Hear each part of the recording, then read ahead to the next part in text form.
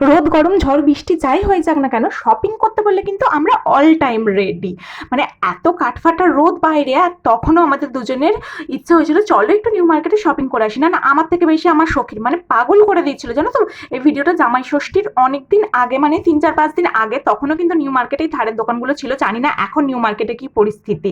দেন প্রথমেই চলে গেছিলাম আমরা একটু ব্যাগের দোকানে, কারণ আজকে আমার মেন ফোকাস ছিল আমাকে একটা বটুয়া কিনতেই হবে। দেন সেই সব দেখার পরে চলে গেছিলাম একটা চুড়িদার পিসের দোকানে। আমার এই শখের ইচ্ছা হয়েছিল আজকে অনেকগুলো চুড়িদার পিস নেবে, বাট এত কনফিউজড হয়ে শেষে কোনো রকম একটা নিলাম। বাট এই দোকানটাতে না, নিউ মার্কেটে প্রচুর ভালো ভালো চুড়িদারের পিস ছিল। দেন চলে গেছিলাম এই কুর্তির দোকানটাতে। আর এই যে কনফিউজড কোন কালারটা নেবো, কনফিউজ দেবি তো সারাক্ষণ কনফিউজড হয়ে থাকে। আর নিউ মার্কেটে যাবে একটু সিলেদার্সে ঢু মারবো না, সেটা হয় না।